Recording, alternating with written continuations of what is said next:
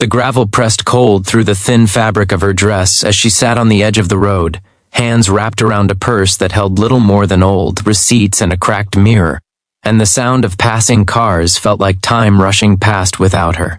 The afternoon light in Ohio was pale and unforgiving, the kind that revealed everything you wished it wouldn't, and she stared at the dust on her shoes, wondering how a life could unravel so quietly. What if this were you, stranded between where you had been and where you were supposed to go, with no one stopping long enough to see you? Would you still believe tomorrow could be different, or would you let the road decide for you? Her name was Rachel Monroe, and not long ago she had believed in plans. She had believed in the careful stacking of days, in the promise that if you worked hard and stayed honest, things would hold together. She had been a medical billing clerk in a small town outside Columbus, saving slowly, loving quietly, raising her son with a steadiness that felt unremarkable but sacred. Then the company downsized. Her marriage dissolved without cruelty but with a terrible finality, and the savings drained away under rent and school clothes and groceries that grew more expensive each week. When her car finally broke down on a drive to a job interview in Cleveland, something inside her simply gave out, and she ended up sitting by the road with the sky stretching endlessly above her, unsure which loss hurt the most. She did not cry loudly or dramatically. Her tears came in silence, the kind that surprises you by soaking the collar of your shirt before you realize they have started. She thought of her son Caleb, waiting with her sister in Dayton, safe and cared for, and that thought both comforted and crushed her. He was the reason she had kept moving for so long, and also the reason the weight felt unbearable now. She wondered if one day he would remember this chapter, or if she could shield him from it completely. If you were in her place, would you ask for help, or would pride keep you rooted to the ground until night fell? The man who noticed her had not planned to stop.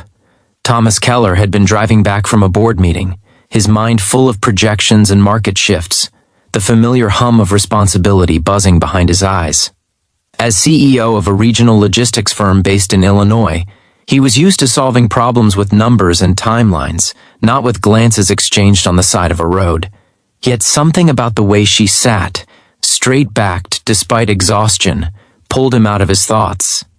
He slowed, told himself it was nothing, then stopped anyway, surprised by his own hands gripping the steering wheel a moment longer than necessary.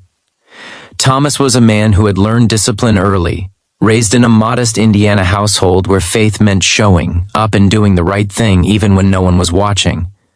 Success had come later, layered gradually over long nights and careful risks, and with it a quiet fear of forgetting where he started. He stepped out of the car, not as a rescuer or a hero, but as someone suddenly aware that privilege meant very little if it never crossed the distance between two strangers. He did not approach quickly. He respected the space, the dignity of someone who had already lost so much. Rachel looked up, startled, her first instinct to apologize for existing in someone else's path. She searched his face for judgment and found only concern, the simple human kind that does not ask for explanations. He listened as she explained in halting sentences what had happened, the words spilling out once permission was given. The road seemed to soften around them, the noise of traffic fading into a background murmur as if the world itself were leaning in.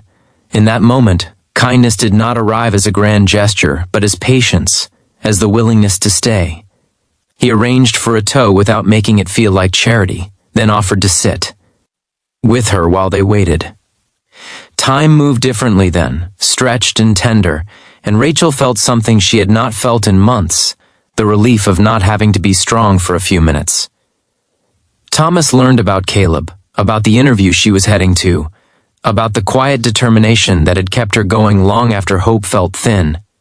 He saw not a problem to fix, but a person whose story mattered. Over the next few days, what began on the roadside unfolded with care. Thomas helped her get to Cleveland, not by handing her money and walking away, but by connecting her with people, by opening doors he had once assumed were closed to everyone else too. He offered temporary housing through a church partner in the city, respecting her boundaries and choices, and encouraged her to take the interview even though the odds felt heavy. Rachel did not suddenly feel saved or rescued. She felt seen, and that was different, deeper. The job did not come through, and there was disappointment, but it no longer felt final. Through another contact, she found a position at a clinic that valued her experience, and slowly, carefully, she began to rebuild. Caleb visited on weekends, his laughter filling the small apartment with a hope that felt earned rather than borrowed. Thomas checked in quietly, never pressing, never claiming credit, simply present in a way that honored her strength rather than replacing it. Months passed, and the memory of the road became something Rachel could look back on without flinching. She understood now that having nothing left had not meant she was empty, only that she had been carrying too much alone. Thomas returned to his life as well, changed in ways he did not announce, more attentive to the faces behind the numbers, more willing to pause when something tugged at his conscience. Both of them carried the encounter forward, not as a miracle story to tell at dinners, but as a reminder that compassion often works quietly, without applause. If you think about it now, you might wonder how many moments like that you have passed without stopping, how many chances for connection slipped by because the day felt too full. Perhaps you have also been Rachel at some point, sitting in the aftermath of a life you did not expect, hoping someone would notice without you having to ask. Or perhaps you have been Thomas, given the choice to keep driving or to pull over, uncertain what kindness would cost you. Just before the story ends, take a moment and share in the comments what part of this journey stayed with you the most. And if this story truly touched your heart, gently reminding you of the power of kindness, second chances, and simple human connection, consider liking, commenting, sharing, and subscribing so more stories like this can find their way to those who need them.